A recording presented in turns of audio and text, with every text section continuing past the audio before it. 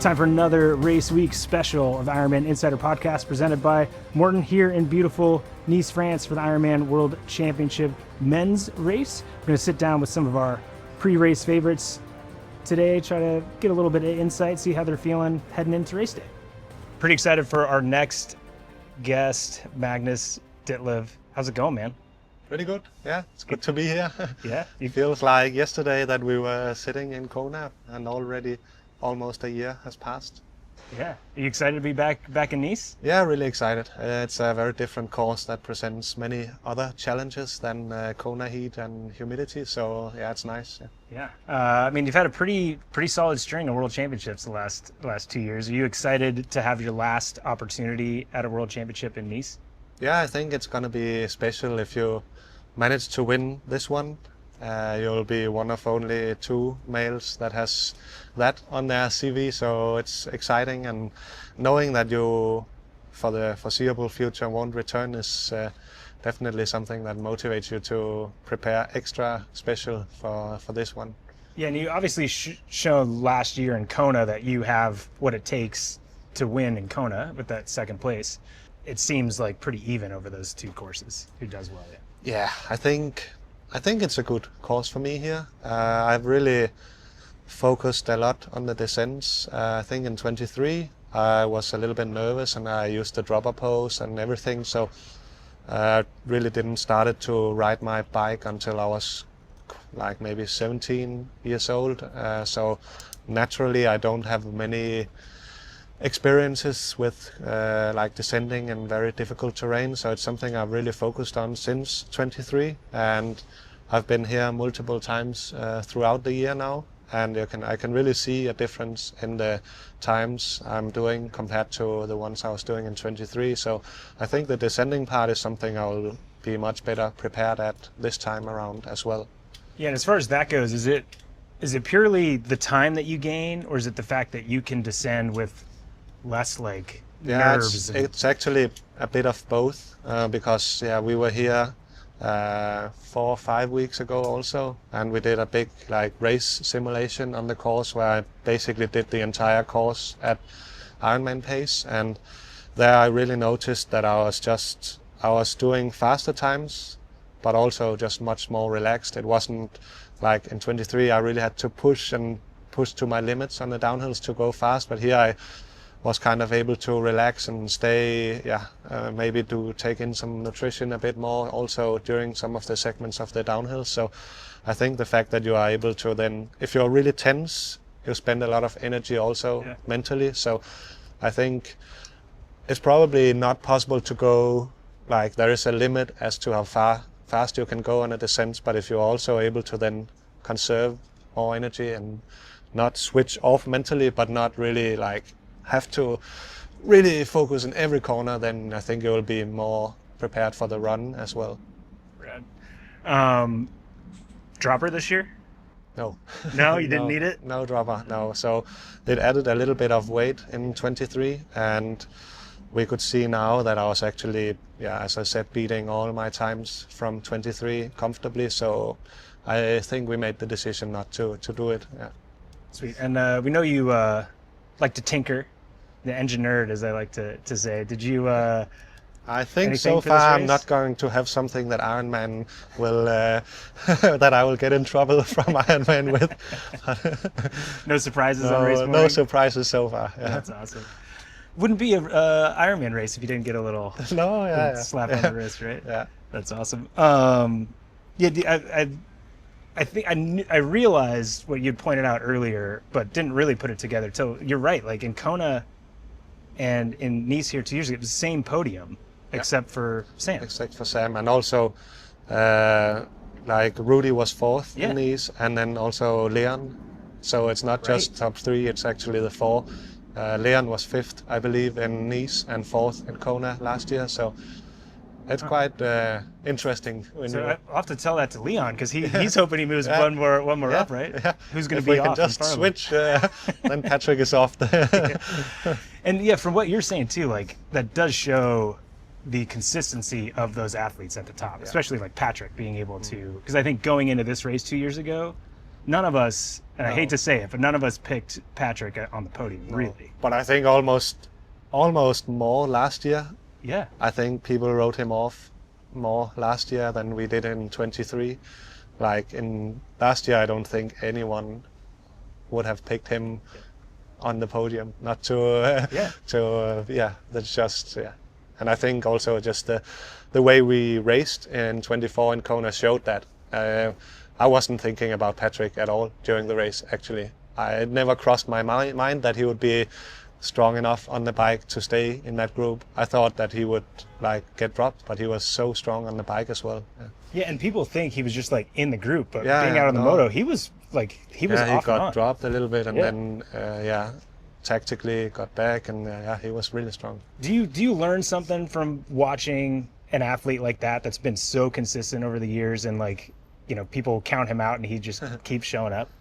Yeah, it's definitely very inspiring. Like also for me, I feel like I haven't had the best year so far. I had got off to a very good start, but then had 2 races that didn't go as I was hoping. So, and it's the same with Patrick. It's like he hasn't had, also last year, he didn't have the best lead up into Kona, and then he shows up and performs on the biggest stage, and that's probably what I admire the most of, and have always admired the most of the guys that manage to put it all together when it matters the most on the World Championship days. Yeah.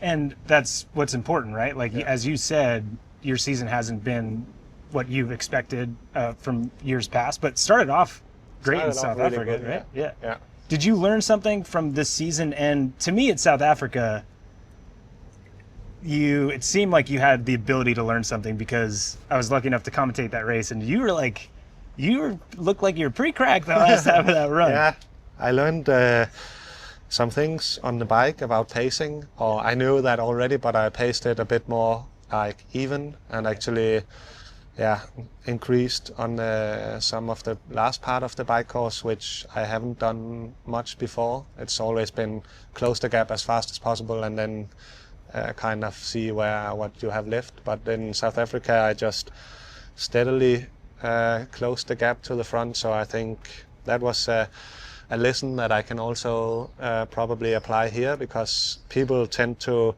focus on this course. It's just the first part and the long climb. But I remember from 23 that after doing that long climb and having to TT for 60 kilometers, after that was actually and also a small hill actually at 120 k's. That was the toughest part, and also that's where Sam made up the most time in 23, was on like the plateau part. So that's something I think is going to be valuable about pacing on Sunday. And then, as you said, also on the run, I thought I'm just going to run the first half in 1:15, and then it will be easy to do a 1:20 off of that.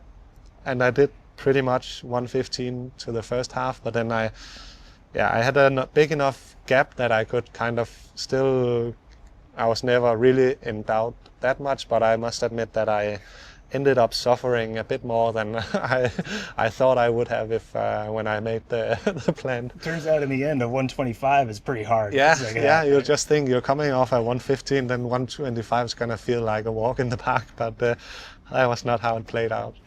Oh, that's great. I mean, and it seems like you also maybe had opportunity to learn from Kona as well, as far as the pacing goes. And yeah, definitely. You know, with a lot of really high-end athletes that we expect, obviously a fast swim, there to be a lot of action early on the bike. You say that now, that pacing is important as a strategy, but how hard is it to like be okay with riding in 15th place? No, that's the thing, is that it's extremely hard, and it's also in the World Championships field, it's different. Like, there is so much more going on, and bigger groups, and more motors and attention in the front of the race. So you have to be a little bit aware of what's going on in the front. But still, I think that, at least on the climbs, it's like you don't get that big of a draft effect. So it doesn't matter if you're actually a little bit behind then. but it is really difficult when you have tapered and you have I've basically spent since Kona thinking, how can I improve from the second place? And then you have so much energy in the beginning, and it's a climb, so you can really push hard, but you have to resist the urge to go too deep. Yeah, it's very difficult. That's awesome. Yeah, no, I imagine that's not too easy. And then obviously you've done a lot of work. It seems to me pretty obvious that your swim it's the effort that you've put in has moved to improvement. What have you been doing differently, and do you expect to have a reasonable shot of being in the front group here? Yeah, so after Kona last year, I hired a new swim coach, and he has been seeing me 3 or 4 times a week, looking at me only, focusing on me, making all my swim programs and getting that constant feedback that I think is really important. So I've made a big effort on the swim, and it's definitely paid off. I'm swimming better in the pool than I ever have, by a big margin actually. But I think this swim also is gonna be, it's a little bit, it would be arrogant of me to sit here and say I'm gonna hit the front pack, because in my opinion this is gonna be the fastest swim in an Ironman you have ever seen, because you have so many guys from short course stepping up now, and they are not interested in me and Kristian and Gustav starting the bike together with them. So I think they're gonna probably team up, Schomburg, Jamie Riddle and Sam, and just agree on to hammer the swim as quick as possible. So I might still be 90 seconds down, and it might still be the best swim of my career, because they are just they are the best in the sport. And I think we haven't had that swim level in a World Championships that deep. Of course you have had Sam Laidlow in the field before, but you haven't had so many great swimmers before. So I might be able to just sneak with the back of the front group, but I also might come out in Kona 80, 50, 75 seconds behind and still have had a really great swim. Yeah, and you've got to get some confidence out of that though, right? Because often in years past, when you talk to someone who had the swimming experience that you did, they go their whole career and never improve. But now you're talking only the fact that Schomburg and Riddle are there are maybe the reason that you might get dropped. Yeah, and also if I come out 75, 90 seconds and still have because I'm in a better swim shape, it's an easier effort for me, so I might be even fresher for the bike. So that's also something that can play a part. Yeah, sweet. On this bike course, you said pacing is very important. Where do you think you have an advantage on this course over your competitors? I think I have. When is this coming out? No, but I think from what we saw looking in 23 is that everyone descends kind of similar. Of course, you have Rudy that managed to make a gap on the last descent, but everyone was really within. I don't think anyone in the top lost more than maybe 20 seconds on the long descents. Yeah. So I think everyone is going to descend pretty similarly.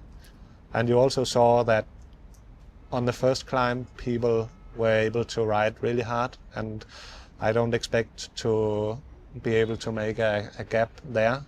But probably if you ride hard, I think it's on that kind of middle part of the course where it's still actually quite tough. It's rolling, it's not flat at all. So if you have something left on the 60 kilometers, where that's probably also the part that suits me the best. And if I'm able to ride that part really well and not be smashed from the long climb, and then also the short 20-minute climb there is. I remember from 23 that I didn't have anything in the legs at that point. So I think it's for me it's about coming to the top of the climb still with pretty fresh legs, and then making my move up on the plateau. I love it. And to me that makes sense, obviously, and to hear it from a stronger cyclist as well. But that's kind of where the hero taper wears off for everybody, right? Everybody's fast for an hour and a half. Exactly, yeah. And you can, if you're really fresh, you can also bury yourself completely. So I think you will see someone some people overextending themselves on the climb, and then because you go up for 55 minutes, you expect there is a downhill, but there is no downhill at all. It's maybe you have a few moments where you freewheel for 30-40 seconds, but it's nothing to actually recover.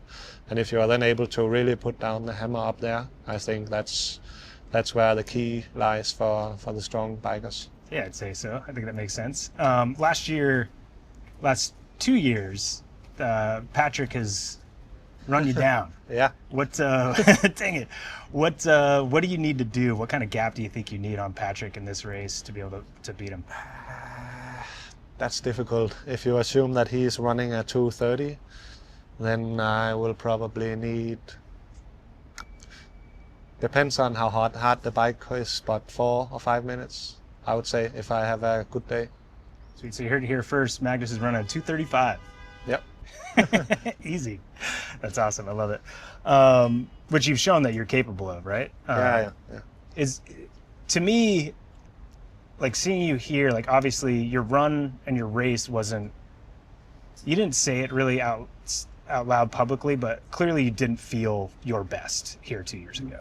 No. And Kona last year, you've also, when you came off the bike and I saw you transition, I was like, you didn't think you would finish, right? No. Did you learn something off of those 2 days that, like, even if I don't have what I think is my best, I still finish on the podium? Yeah, I think I agree with you that even though I've been on the podium, you would say that's amazing, like twice, and he really has had a good day. But in my opinion, I've had 2, it's not bad days at all, but it's just days that I know I can do better. And that's, of course, also very, very motivating. And then coming back to a question, it tells me that it calms you down a little bit, knowing that even though you're not on 100%, you can still end up on the podium at a World Championships. I think that's pretty good to know. And I appreciate you being humble in that answer, but like from your perspective, those were bad races for you. No, not bad races, but definitely not to my full potential. Okay. I think to be honest, in 23, I maybe was a bit too skinny going into the race. Yeah.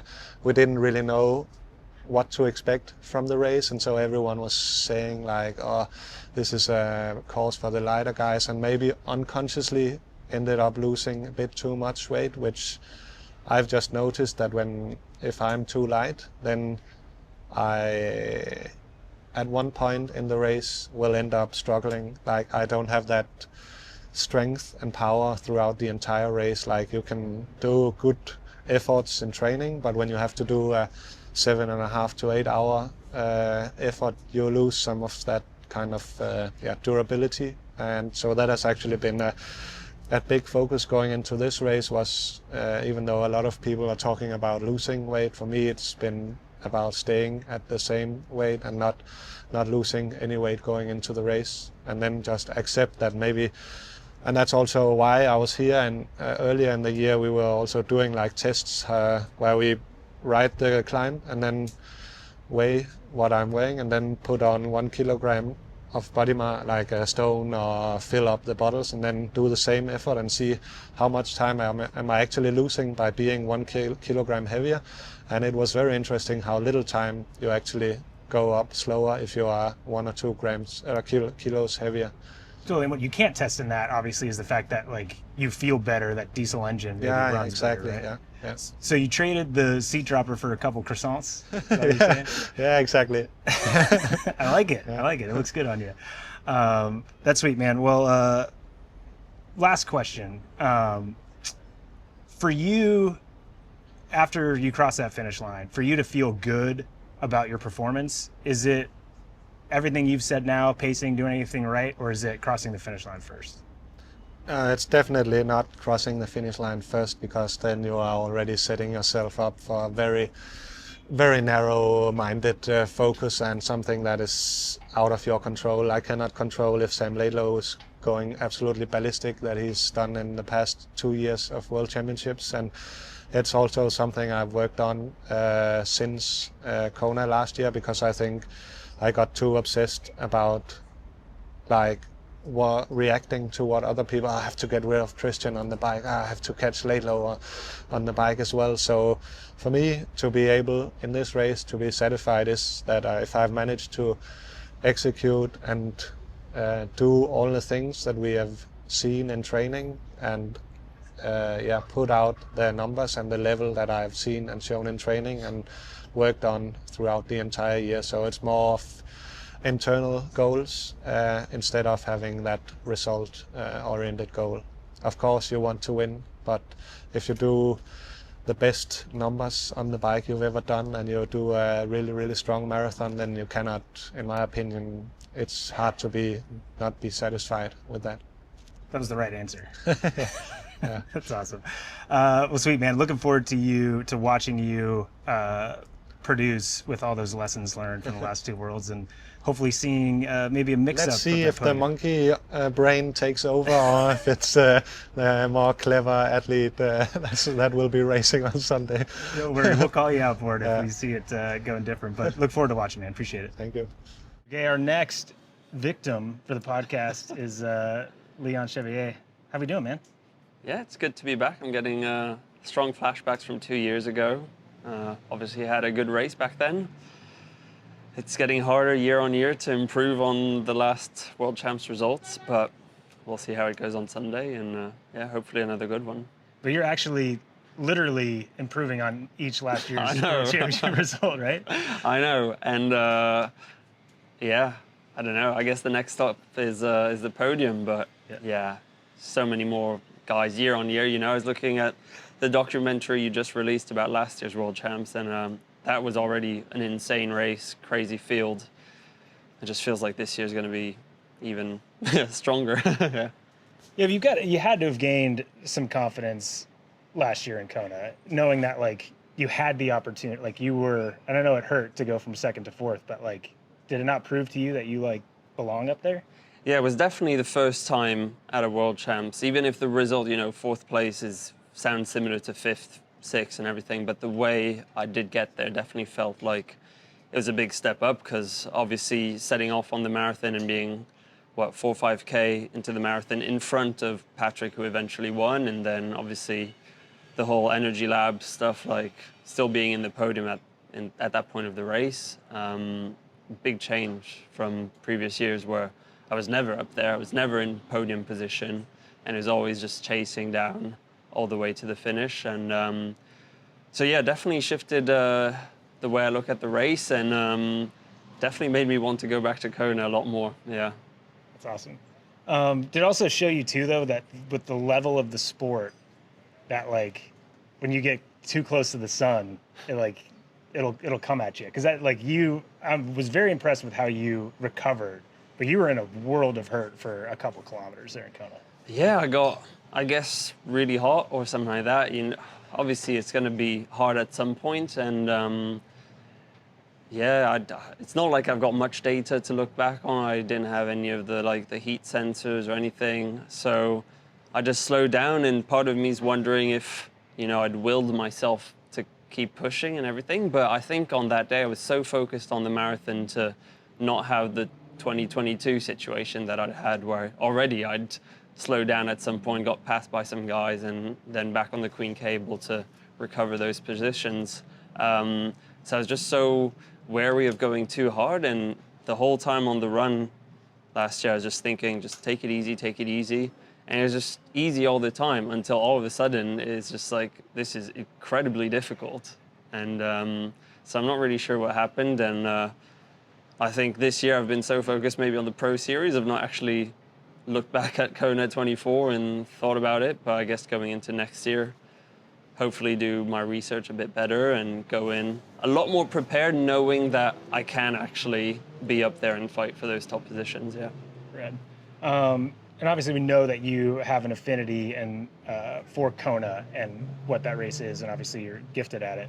Is there something, though, about this being the last year of World Championship in France that gets you excited at one last shot? Well, we get the 70.3s from next year, and I'm already qualified for that, so I guess it doesn't really feel like a goodbye. I'd say not racing St. George this year was a bit harder, because I knew the race was that was it. No more St. George until, you know, who knows what 10 years down the line would happen. But that felt like a final end. Whereas here, you know, we're going to 70.3, and I guess next year we'll get best of both worlds. 70.3 here in Nice and the full distance in Kona, kind of like how it should be. And yeah, so I'm not that sad about it. I'm kind of just really excited about Kona again, I guess. That's sweet. You know, it's funny, we were talking a little bit before we got on about what your goals and thoughts were going into the Pro Series this year. And I think I remember in the podcast, you were like, I'm just going to do what's on the board. I'm not going to chase any races. And I'm not giving you any crap for it, but like you have adapted and chased some races. You find yourself in the lead with one more race than everybody else. But how has the season gone for you, and what have you learned from it?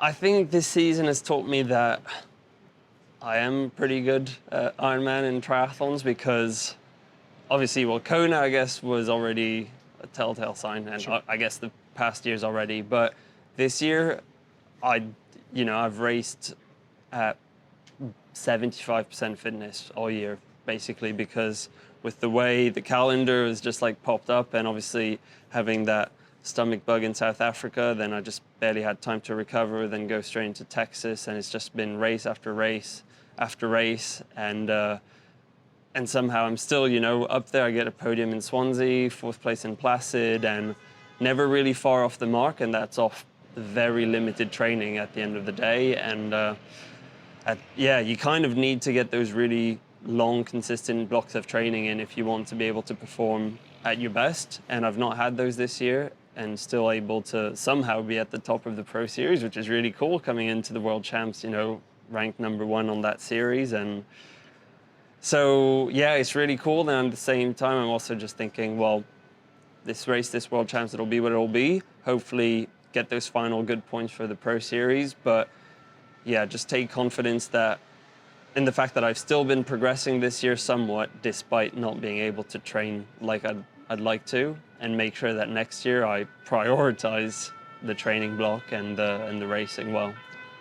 It does seem, though, that you got a decent block after Placid. I've been up in the mountains for like 4 or 5 weeks. When anti-doping comes around, you get to see how thick your blood comes out, and so that's always a good thing. We've been at home for 10 days now, and I think just being able to sleep in your own bed after so many months on the road this year, it's just been really nice and relaxing to finally be at home. Poppy, our dog, is just enjoying being back on her sofa and in her garden, and I've been back on the turbo in the training room and back at track with the local club, and it's been nice to kind of get back on that. Yeah, when I do those big blocks of training, it's typically at home, actually, and it's been good to settle back in, and I've crammed in some panic training in the last 10 days, and I feel like I'm in a much better place than 2-3 weeks ago, where, you know, mid-August, I thought I probably wasn't even worth coming to World Champs because I was unable to train at all. I was just so fatigued. So now I'm recovering and just aiming to get to Sunday like fresh and ready to hit it hard. Rad. Don't underestimate the benefit of panic training. I think it's underrated. Yeah, and the freshness of mind, and I think also I'd probably put a lot of pressure on myself after last year's World Champs, and it was hard to look at this race and not think that I was going to try and win it, if that makes sense. Yeah. And so I think August showed me that, you know, it doesn't matter. Like, just being able to race a World Champs is already amazing. Like, now I'm so lucky compared to like my first World Champs. Now I'm doing the interviews, the photo shoots, the press conferences. It's like, it's already really special. And let's just go to Nice, enjoy the privilege of being up there. Bib #4 at World Champs is pretty crazy.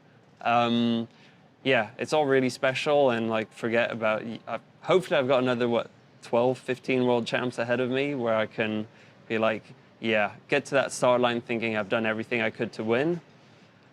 This year, maybe it's a good time to kind of reset and reappreciate what I've already managed to get to, yeah. That's sweet. And I've told you this before, but I appreciate that about you, and the fact that like you're you still realize kind of where you've come from to a certain extent, and like it seems like you pride yourself on not being one of the guys that like has all the support or whatever. You know, it's like after Kona, you didn't have your scientists look at your heat protocol, right? Do you take pride in the fact that you're like kind of bootstrap it and still have success and are a favorite coming into the World Champs? Yeah, there's a bit of pride of being able to say, well, you know what, at the end of the day, it's hard work, and I've been able to do the hard work. But I think I need to come to the realization that everyone else is also putting in the hard work, and so obviously the little details matter. Obviously, when I started long distance, I was coming from, you know, not much training, not much structure or anything. So whatever I did do was going to make me faster, and it was all about getting those low-hanging fruit. But now, you know, 4 or 5 years on, kind of need to start looking at the details, do the hard miles, but also those little things that might give you a little extra percent. It could make a massive difference in the race. And yeah, you know, I'm still the guy who's racing from the back. I guess Magnus, you know, coming out 40, 45 seconds out the back in the swim, it's already so much closer to the actual race. Whereas I'm the only guy who's racing from so far behind. So I do need to make those little jumps and hopefully get in the mix from the start.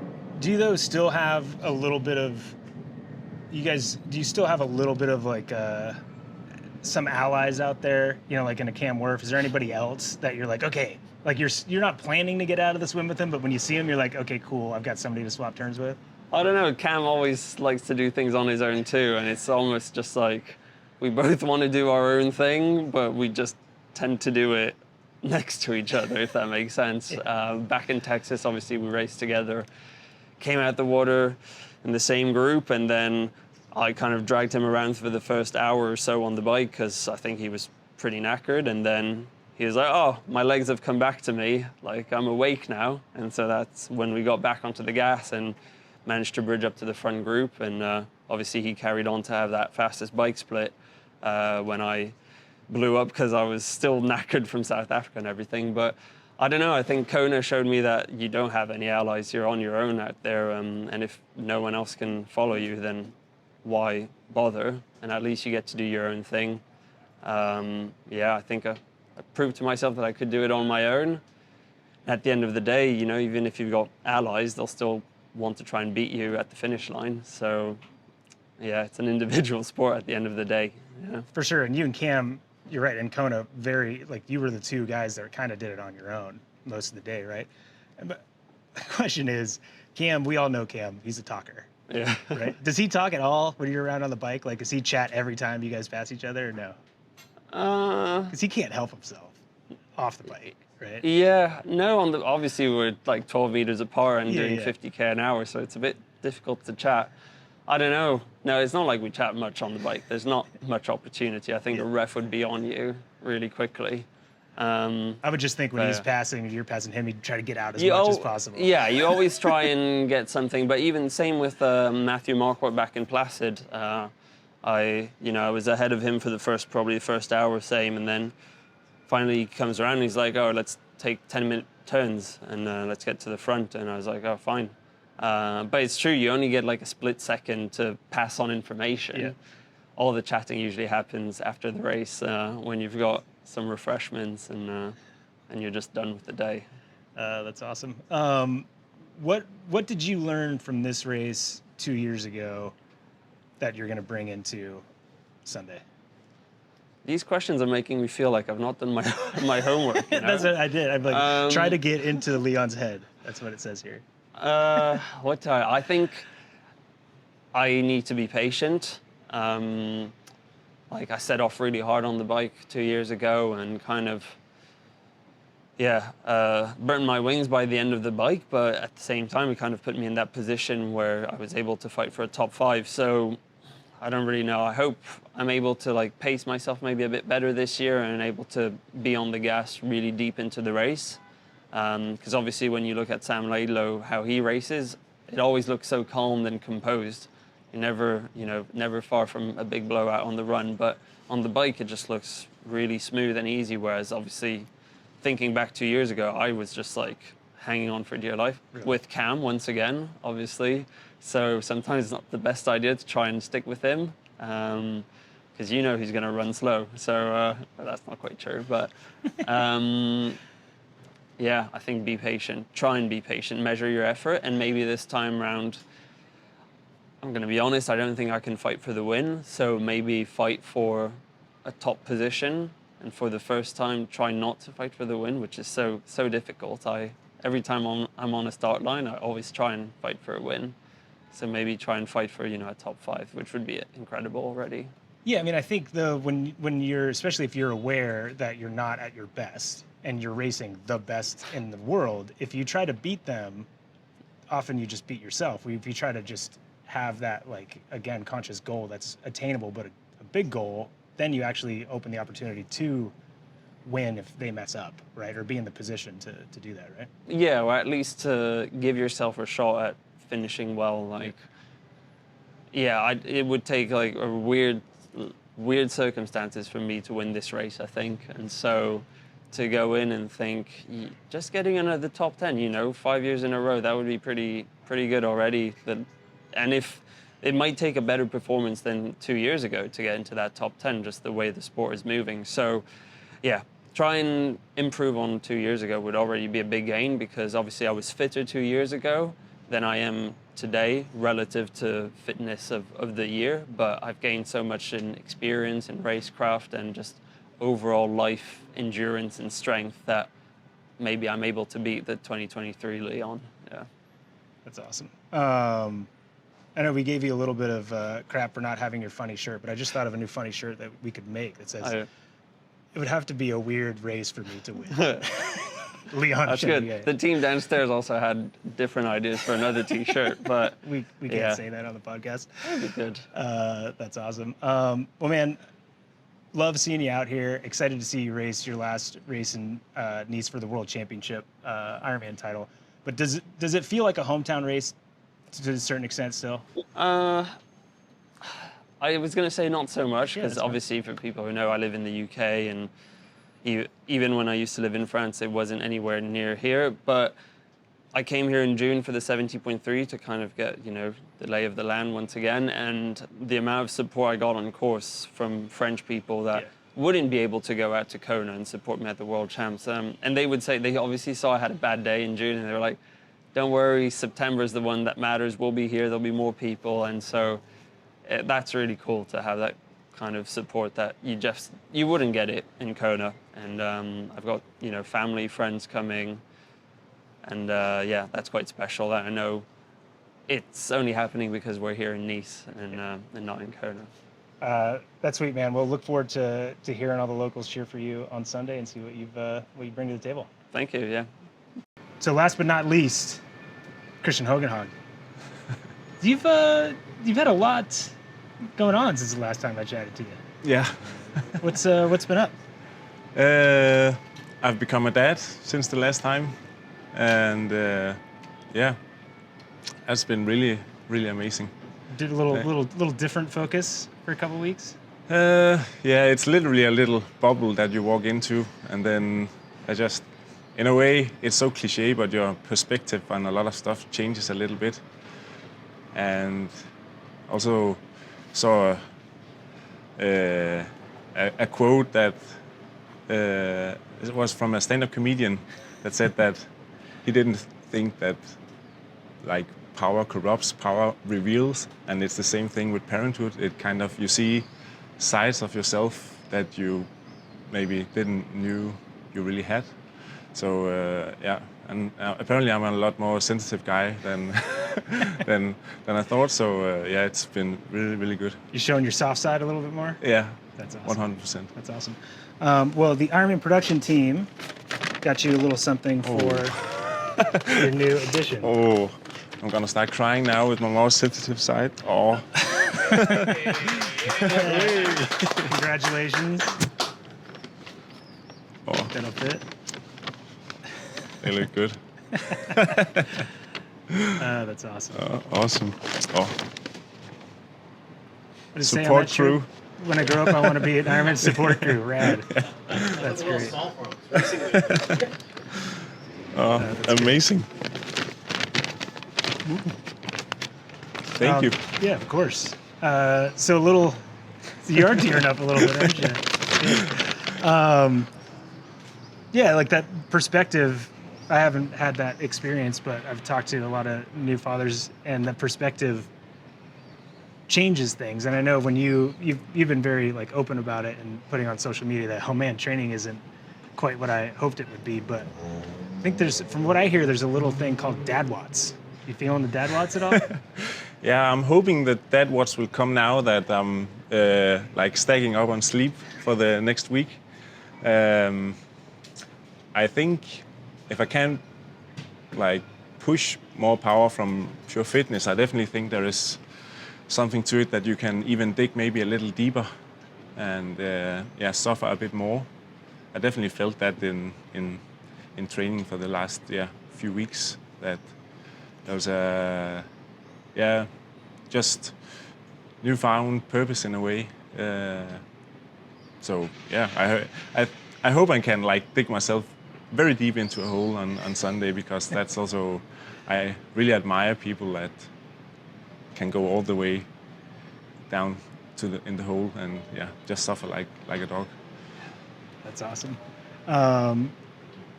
That's pretty great, and it does seem like getting to World Championship. I know generally people are like, oh, maybe you don't sleep as much because you're stressed or you got to get all the things in, but you're sleeping like a baby right now, right? I'm sleeping like a baby.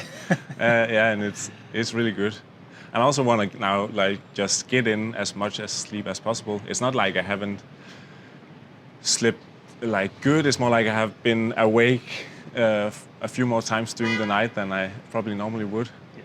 And so now I'm just also the family are back home, so I'm also just trying to make the most of it while I'm here, and maybe do everything a little bit better now that they are back home in Denmark. That's awesome. Last time you raced here in Nice, it wasn't great for you. Pretty easy to do better than last time. Yeah, actually, I also did 2 months prior, before the World Championship. I did the IRONMAN France, which is part of the same course. And I actually also DNF'd that race, and I DNF'd the World Championship. So, and right now, today, we had to change apartments to one like closer in the city, and we just rode the run course on the bike. And I was like, man, I don't really have any good memories from that stretch. So I definitely hope that, I think the way I'll use it is that as long as I just feel better than I have the 2 prior times I've raced here, it's gonna be a mental boost. But I don't really have any pleasant memories so far. Well, it's no better reason to make some, right? Yeah, exactly.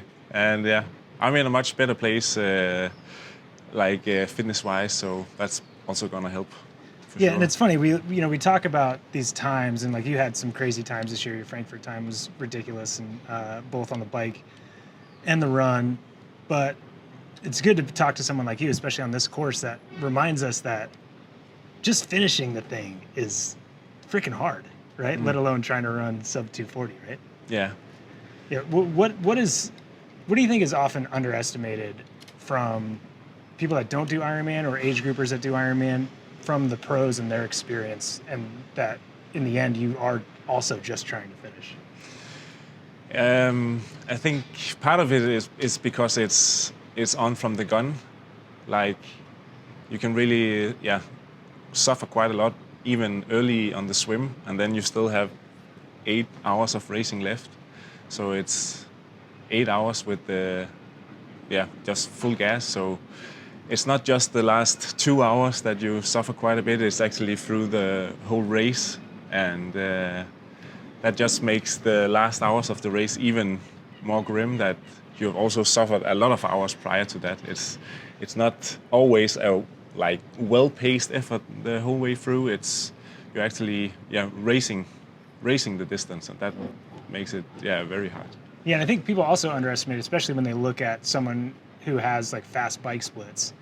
They're like, oh, fast bike splits because you're a fast cyclist. Like, no, I'm suffering the entire time. Yeah, it's not like, and sometimes even I think when your bike is the strength, you also have to play your strength. So maybe you have to ride a little bit harder than you would do if you were like one of the best runners, for example. So that's why you have to kind of do your damage and impact the race that you want it to, like, yeah. Then you can maybe pivot into your favor if you make some of the faster runners suffer a bit more on the bike. So yeah. Yeah, so on this course, knowing your strength, and obviously you showed it in Frankfurt and Placid, and you've showed it at a bunch of races on the bike, is there an opportunity to take advantage of that here on this course? And does that mean just going from the very beginning and hoping that you can go harder than everybody for longer? Yeah, still a bit in doubt, I would say. There is also, I still think aerodynamic is the biggest factor here. So, but there is also quite a bit of climbing where weight comes into play, and I can just see when I'm riding with the other guys, if you weigh a little bit more, you also have to push a little bit harder. And maybe normally some of the very good cyclists are also the heavier guys, and all the energy we have to use on the climbing, maybe we can't use that when we then get onto the flat because we used it prior. So probably have to see how it all plays out in a way. Based on what I've seen in training down here, like segments where it's maybe 1 or 2%, where you still stay in the aero position is probably where I can do the most damage. And then on the flats, when it's like proper climbing 5 or 6%, then I probably just have to try and survive and stay in the group, and then hope I have a little bit more left on the flatter and faster parts of the course. And then last year in Hawaii, I played it a bit more conservatively, and I actually think we rode quite hard the whole pack I came in with. And then it turned out that everyone else also had a really hard time and then ran really slow. So I probably also know that if I think it's hard, it's also hard for everyone else. And then maybe the running level is leveled out a little bit. Yeah. The harder you make the bike, the more the level comes down to an attainable one. So it sounds like trying to maintain on that first climb, and then it sounds like maybe that middle plateau section is where we might expect to see you make your move. Yeah, I would say so, yeah. Also, because until we get to the climb, maybe it's also trying to just recover a little bit from the swim, depending on how that goes.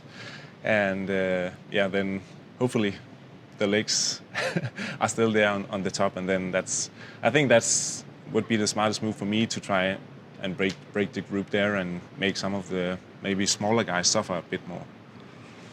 Yeah, and it's, people talk about, the climb and then the flat and then the descent, but in that descent, there's like a pretty brutal climb. 15, 20 minutes, yeah? Yeah, the last climb, yeah. And it comes right after a descent, and like if you've ever tried to ride really hard up a descent and then go down after, then when you start to pedal again, your legs can be like totally toasted. So that's also a true test of the energy levels there. And if you have a well-paced effort and you can maybe hammer it a little bit more up that climb, then that will also be a good place to put in a move. It is funny, that perception, down a big descent, and then there's almost, you're like crossing your fingers because you don't know till you take the first couple hard strokes. I have no idea what it's going to be like. Yeah, you feel good on the descent and think, okay, that's okay. And then you start pedaling and it's like, oh, Jesus. Yeah. That's awesome. And then obviously this run, I think people say it's easy because it's flat, but it seems like exactly kind of what you were saying. It kind of depends on how hard everybody makes the bike, right? And I also think that's something we have tried to maybe focus a little bit more on in the last weeks, is being able to recover a little bit better from harder efforts. So for example, that you have like probably 2 big efforts on this course with first the long climb that's around 50 minutes and then the last one that's around 15. If you haven't like shredded your legs, or if you are able to like ride hard and then recover, then with the long descent in the end, then I still think you can run pretty well. But if you're not used to going really hard a couple of times, then it kind of accumulates the fatigue a little bit more than if it's something you have trained a little bit. Yeah, it seems like this course specifically has a higher demand of that. I think racing in the last few years has gone that direction where like you need to be able to ride threshold or over threshold for a period of time, where I think in the years past you'd be like, okay, my goal Ironman watts are this, I'll just stay here. Yeah. Like, that's quite different on this course, right? Yeah, totally. And we also approached the taper a little bit different maybe, so the last few days has also been 3 hard rides in a row just to try and just boost the last like fatigue resistance, and then rest from today and until the race with easier rides, just to be able to have like a bigger difference between your hard efforts and then the lower efforts on the course when you go downhill. Yeah, freshness is going to be more important. Yeah, for right? sure. Yeah. Awesome. This year you've had you had a crazy block of racing. Did that have anything to do with the expectation of the baby coming? Yeah, I had hoped to do well in Ironman Texas, my first race of the year, and that didn't go very well. So I had to kind of decide if I still wanted to be in the Pro Series, and obviously the choice was yes. So I had to make a new plan, and stacking up 3 races within 22 days. And it went really well. I'd say so. And probably came with a little cost in the preparations for this race, because there was kind of a like bill to pay on how long it took me to get into proper training again. So I'm really excited to see how it bodes for this race. Like I know I have done some good sessions leading up to like the race block of 3 races, but it's been a totally different build-up the last 4 weeks than like kind of had imagined. Yeah, that's fair. But I'd say it's successful. 2nd in Frankfurt, 5th in Swansea, and 2nd in Placid. Yeah, that's pretty good. Yeah, it's really good. Yeah. And to me, it seems like that Placid. We talked after that race, and you didn't go in fresh, and you showed yourself what you were capable of. In spite of that, is that something that we bring into this weekend? Yeah, 100%. Like I think it shows that the kind of base level is pretty good, and because I knew going into Frankfurt that I was in really good shape, and then maybe the fitness fell a little bit from leading into the next 2 races, and like maybe it gives me a little more confidence and just believe in myself that even though the lead up isn't perfect, there is still a possibility that you can like have a good day, so you don't really have to stress too much about it. Yeah, the guy that went 7:28 in Frankfurt is still there, right? Yeah. That's crazy. Are you surprised by like how fast you went that day? Yeah, but it was also required with the field. It was almost a world championship field, and I don't think it's too often you get to race a really stacked field when you know you are 100% ready. So it was just really nice. And then what happens is that everyone pushes each other to their limits, and I think that's what happened in Frankfurt for sure. So you were kind of the meat in a Norwegian hype train sandwich there in Frankfurt. Do you expect to be around those guys and those guys to be a pretty big factor in the race this weekend? Yeah, and I'm also, like, of course there is Gustav and Kristian that I think can do, and of course also Kasper, but Kristian and Gustav, like, I have my eyes on for like the the end result at the World Championships, and Kasper I have on my radar for the Pro Series, since we are pretty close. So there is like what you say, like a lot to fight for, and also like maybe decisions to take during the race. Whether I think if I feel really good, I'll race for the overall result, and then the plan B is to focus maybe a bit more on Kasper and Rudy for the like overall standings in the Pro Series. So yeah, but there's a lot of Norwegians on this start list, so there's a lot to have an eye on. Yeah, 5. 5? Yeah. We are well represented in the Scandinavia with 4 Danes as well. And Where did that come from? Like, honestly, like, I feel like years ago there was a few Danes, but like Kasper told me today that there was no Norwegian at the Ironman World Championship Pro field for men until 5 years ago. yeah, that's crazy. And now, Yeah. what's going on down there? I have no idea. Is there no Nordic skiing anymore? Everybody's doing triathlon? Yeah, and I think like also in Denmark, triathlon is not that big of a sport. It's more something where people do Ironman. They necessarily don't do triathlon. So, but that's probably also why we are that good at it, because in Denmark the Ironman is the focus for a lot of people, and not like the shorter distances. So everyone puts their energy into the longer distance, maybe. You talked a second ago about the kind of plan A and plan B. And obviously the Pro Series is the reason why you have these multiple plans. It was awesome watching you last year chase the Pro Series and have obviously great success, and choose to do that again this year. Is it fun, and is it in some ways a distraction to be able to have more to focus and look at than just that next individual race that's coming up? I think for me personally, it gives it a lot more depth, or like, the way of racing is a lot more interesting, because there is so many things going on and so much to fight for in a way that I know if I do well overall, I'll also end up with a good result for the Pro Series, but I also kind of have to have an eye on, for example, what the other guys that are well placed within the series, what moves they make, and then I have to decide whether I have to go with that or. So it just makes it a lot more fun, because let's be honest, it's also a very long day. So so if you have some things to like occupy your mind a little bit now and then that's really great. You're doing some math in your head during the race? Yeah, exactly. So, and if it takes a long time, it's okay.